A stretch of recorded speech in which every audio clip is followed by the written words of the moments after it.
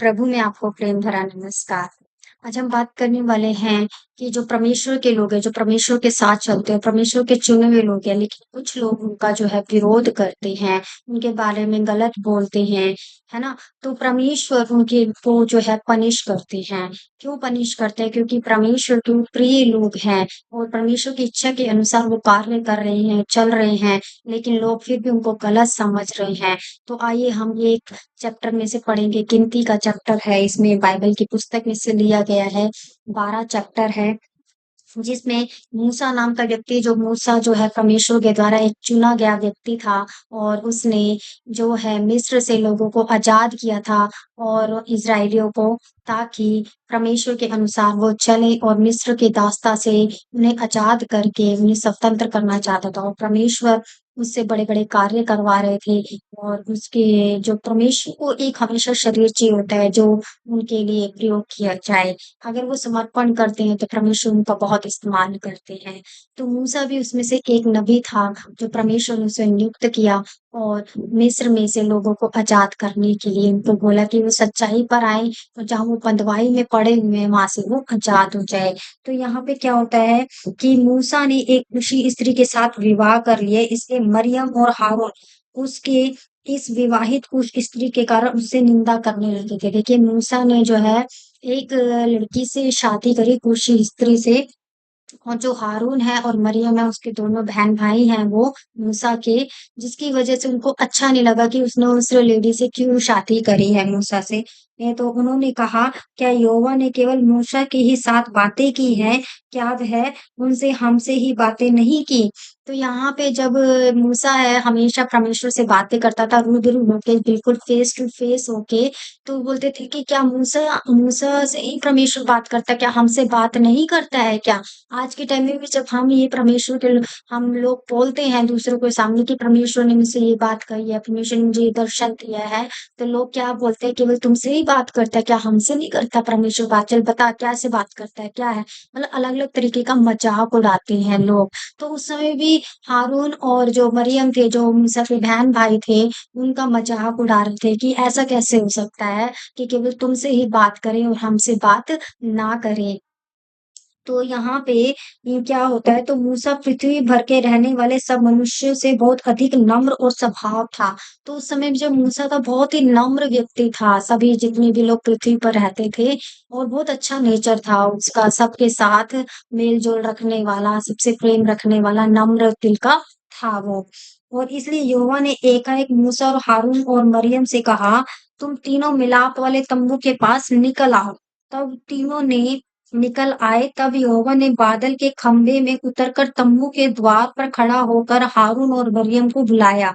तो परमेश्वर ने कहा कि ठीक है, तुम यहोवा परमेश्वर, मैं तुमसे भी बात करता हूँ, तो ठीक है तुम यहाँ पर तम्बू में आ जाओ तीनों जने, हारून, मूसा और मरियम को। और यहाँ पे तब यहोवा ने बादल के खंभे में उतरकर तम्बू के द्वार पर खड़ा होकर हारून और मरियम को बुलाया। और फिर उसने बोला कि जैसे एक बादल था, तम्बू था वहां पे, और परमेश्वर एक ऐसे एज ए में इंसान नहीं दिखते थे, ऐसे ह्यूमन नहीं दिखते थे, केवल एक बादल की तरह प्रकाश बहुत शाइन करता था, चमकता था उस समय पे, क्योंकि हम परमेश्वर को रूबरू नहीं देख सकते, हमें इतनी ताकत नहीं है, हम बहुत पापी लोग हैं।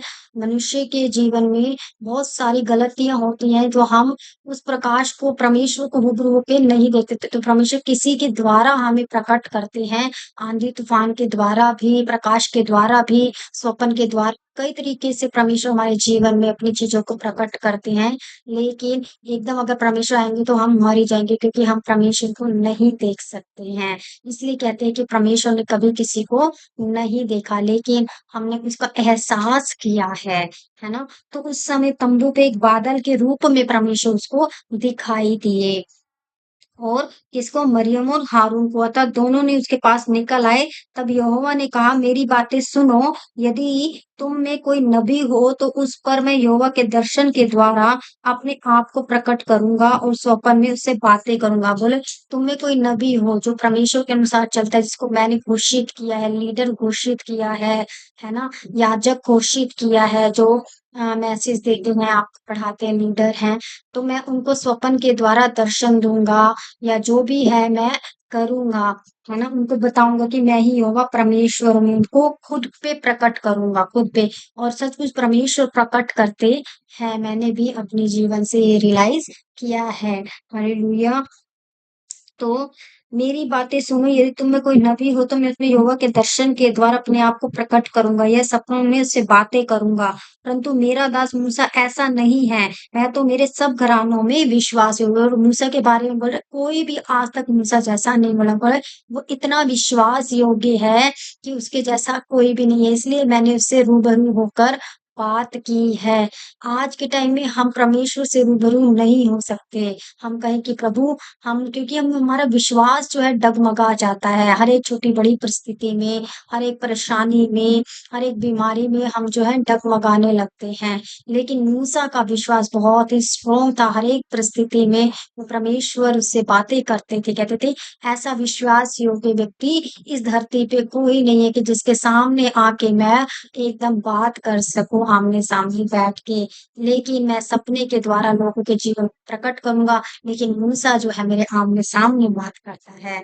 इसलिए हम जो मूसा जैसा कोई भी विश्वास योग्य व्यक्ति इस धरती पे अभी तक नहीं हुआ है।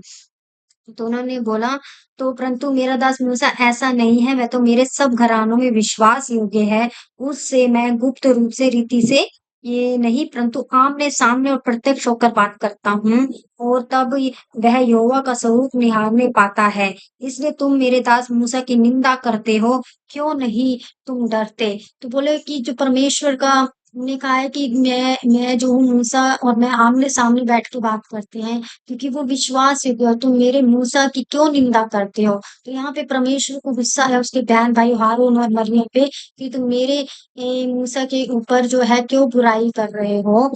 परमेश्वर को अच्छा नहीं लगता, आज कोई हमारे लिए कोई भलाई करता है और कोई हमारे मुँह के ऊपर उसकी बुराई करके जाता है, तो हमें बुरा लगता है। हम बोलते हैं कि तुमने ऐसे क्यों उसकी बुराई की हमारे सामने, वो व्यक्ति तो इतना अच्छा है। तो सेम परमेश्वर भी ऐसे हैं, अपने बच्चों की रक्षा करना जानते हैं। अगर हमारे खिलाफ या किसी मूसा के जैसे किसी की नबी के खिलाफ कोई भी बोलता है, तो परमेश्वर उसको दंड देते हैं। वो दंड के योग्य है परमेश्वर के। इसलिए मूसा ने उसको कोई जवाब नहीं दिया। मूसा ने, क्योंकि परमेश्वर हमारी ओर से लड़ते हैं, तो हमें चुप रहना है। जैसे मूसा ने कुछ रिप्लाई नहीं दिया, परमेश्वर ने कहा, ठीक है, तुम मेरे बच्चे के अगेंस्ट में बोल रहे हो, जो इतना विश्वास योग्य है, जो मुझसे बातें करता है, जो मेरी बातों पे चलता है, मुझे फॉलो करता है, तो तुम्हें मैं बताता हूँ। तो परमेश्वर ने उनको आंसर किया।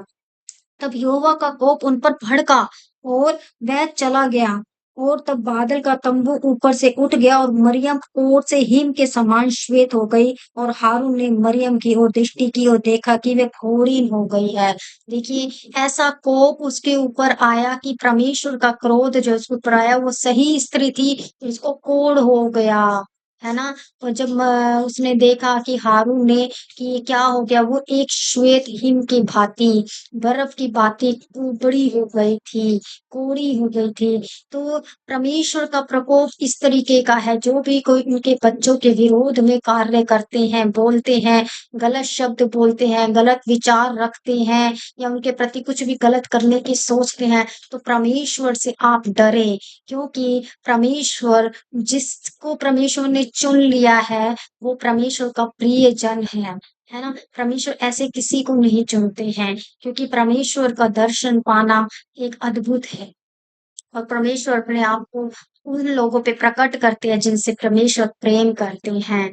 और सच में प्रभु सच में बहुत कुछ सिखाते हैं हमें, और हमें कभी भी किसी भी नबी के खिलाफ गलत नहीं बोलना चाहिए। अगर हमने कभी कुछ बोला है, तो हम क्षमा मांगे, ताकि परमेश्वर का कोप हमारे ऊपर ना आ पड़े। हमें क्षमा मांगनी है, क्योंकि परमेश्वर कब किसको कैसे इस्तेमाल करे, हम परमेश्वर के विरोध में कोई भी बात ना करें। तो प्रभु इस वीडियो के द्वारा आपको आशीष करे, और कभी भी आप भी किसी नबी के खिलाफ, जो परमेश्वर का चुना हुआ व्यक्ति है, उसके खिलाफ कभी भी कोई भी बात ना करें। God bless you.